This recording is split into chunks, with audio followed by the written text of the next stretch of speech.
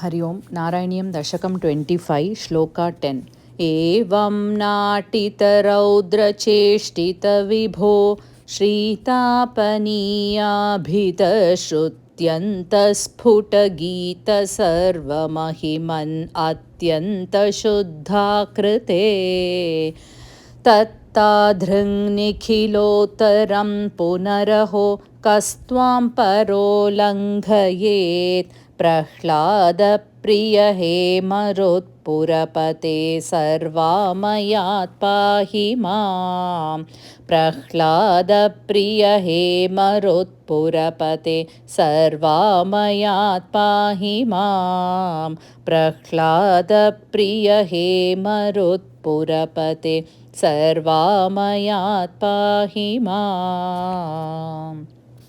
श्रीकृष्ण गोविन्द हरे मुरारे श्रीनाथ नारायण वासुदेव श्रीहरये नमः।